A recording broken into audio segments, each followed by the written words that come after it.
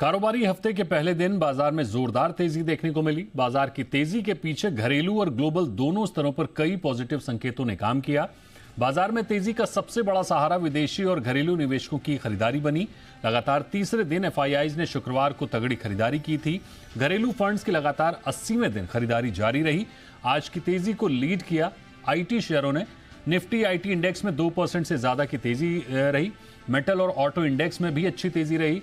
Mid cap और small cap शेयरों में भी शानदार तेजी देखने को मिली। बाजार में तेजी की क्या रही वजह, बता रहे हैं जी बिजनेस के मैनेजिंग एडिटर अनिल सिंह।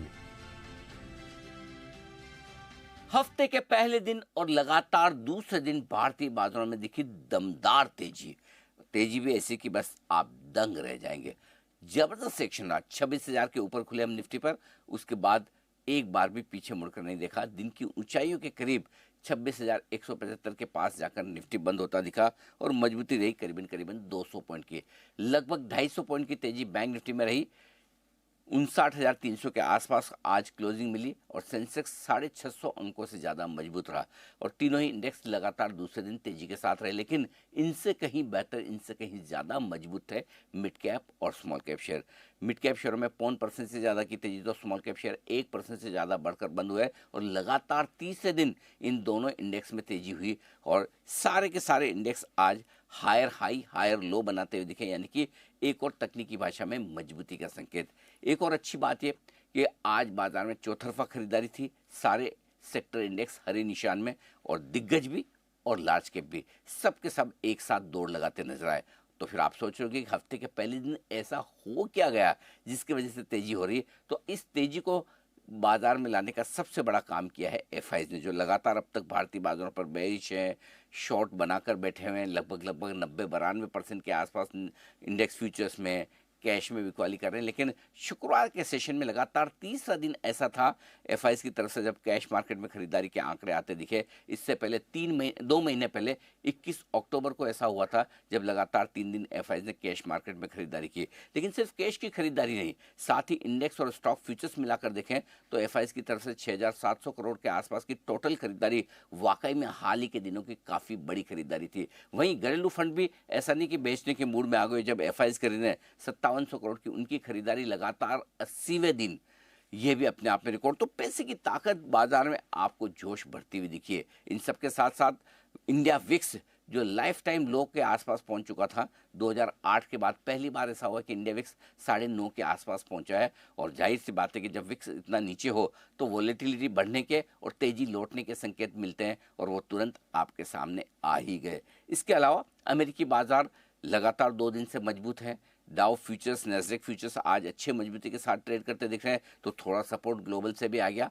हालांकि रुपया आज थोड़ा कमजोर भले ही हुआ, लेकिन निचले स्तरों से रुपए में भी करीबन जो 180 पैसे की रिकवरी बनी है, आज भले 30 पैसे उसमें से चले गए, लेकिन वो भी थोड़ा सा सेंटीमेंट ठीक करने वाला था। तो ढेर सारे फैक्टर्स एक साथ हफ्ते के पहले दिन मजबूती के बनते दिखे और उसी के दम पर भारतीय बाजारों ने आज बड़े दिनों बाद बढ़िया वाली ताकत दिखाई है।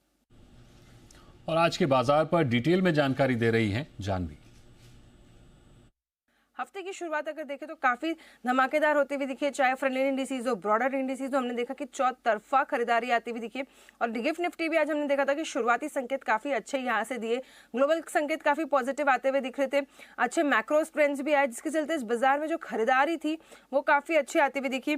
निफ्टी ने भी अगर देखें तो 26,100 का जो लेवल है ये आज के दिन क्रॉस किया। 200 अंकों से ज्यादा की खरीदारी यहाँ पे रही। मिड कैप सिलेक्ट इंडेक्स में भी अगर देखें तो लगभग 1% तक की तेजी बनती हुई दिखी। स्मॉल कैप इंडेक्स में 200 अंकों से ज्यादा की खरीदारी रही। तो ब्रॉडर इंडिसेस भी पूरी तरह से जो है ये सपोर्ट कर रहे थे। आईटी में एक बड़ा आज बाइंग आती हुई दिखी। डिफेंस स्टॉक्स, रेलवे स्टॉक्स जो काफी टाइम से नहीं चल रहे थे, उन स्टॉक्स में आज हमने देखा खरीदारी आती हुई दिख रही थी। निफ्टी के गेनर्स की बात करें तो श्रीराम फाइनेंस 4% की तेजी यहाँ पर रही।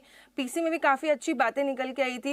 एमयूएफजी के जो कंपनी में इन्वेस्टमेंट है उसके लेके, तो यहाँ पर अच्छी गेन्स आई है। इन्फोसिस, विप्रो, आईटी काउंटर्स में अच्छी खरीदारी थी। ट्रेंड काफी टाइम बाद यहाँ पर खरीदारी आई।